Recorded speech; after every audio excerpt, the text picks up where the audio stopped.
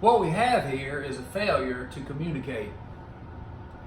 That is a familiar line from an old movie. And the truth of that statement is still very evident today. Your personal success in life is in large part due to your ability to communicate effectively with other people. President Gerald Ford said that if he had a chance to do it over again and go back to college, he would concentrate on two things. One, learning how to write well. Two, learning how to speak well. He went on to say this: nothing in life is more important than your ability to communicate effectively with others. Now, this is true in your personal life as well as your professional life.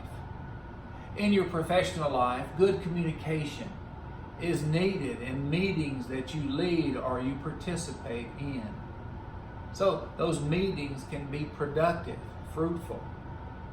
Good communication is needed in those conversations that you have with other team members.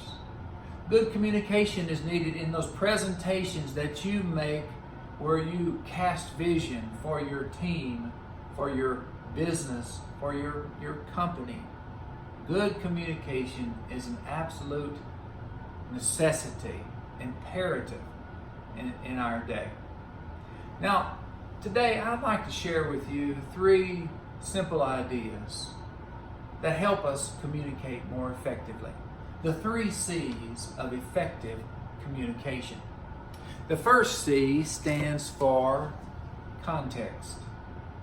Context. Every attempt to communicate has a particular setting, a particular environment, a context. You never speak into a vacuum. Therefore, it's helpful for us to acquaint ourselves with the context, the expectations of the people that are present, their interests, the environment that you'll be in, the context. A number of years ago, I was invited to deliver a speech at the grad school that I attended in Texas. That was a big deal for me. I knew that day when I delivered that speech that there would be faculty members in attendance that had been my teachers years earlier. I knew that day there would be about 1,500 students that would be present there. I knew that day that there would be colleagues that would be in attendance that were on a board that I was serving on at the time. And so it was important to me to do as good a job as I could. So I started my preparation a few months early. And I happened to be reading a book by Mark Sanborn, an excellent communicator himself, who gave me an idea. His idea was do everything that you can to familiarize yourself with the audience, with the context that you'll be speaking to. And so the idea I got from that was this. I made a trip to Texas, and I went to the place where I'd be delivering this speech.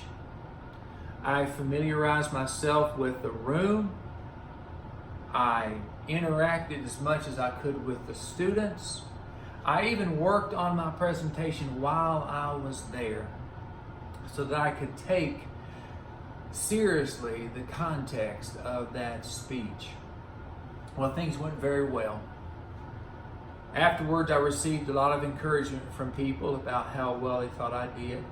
As a matter of fact, I received a letter from a faculty member who said to me that you probably spoke to the needs of those students present better than anybody has in years. Now, I attribute some of the success of that day, that speech, to me taking seriously the context. So in every attempt to communicate, remember, take seriously the environment that it's spoken into, the context.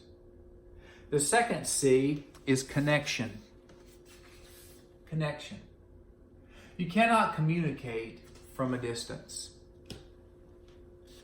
The first speech class that I ever took was as a freshman in college. I remember we delivered different types of speeches, and then after our speech on that particular day, we were critiqued by members in the class. I remember one in particular, a young lady who critiqued my speech, and she said that I seemed aloof. Aloof. Ouch. That hurt.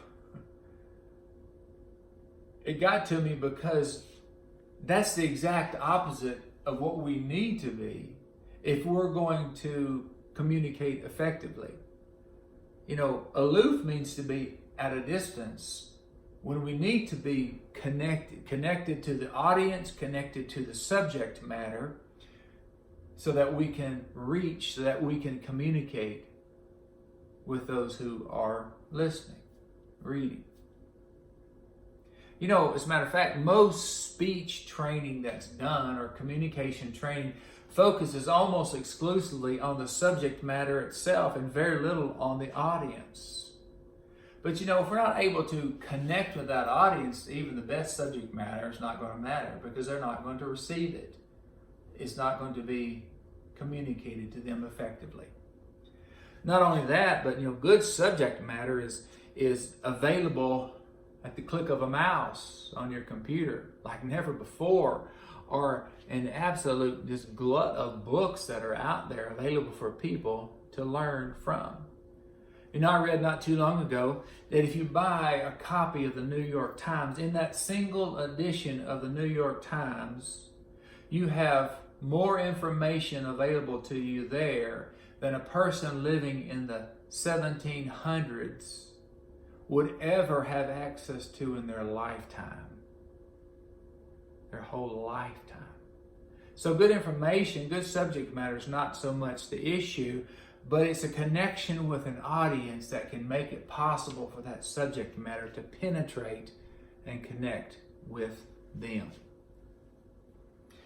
John Maxwell is an extraordinary man. He has written over 70 books. But he's probably best at communication more than anything else.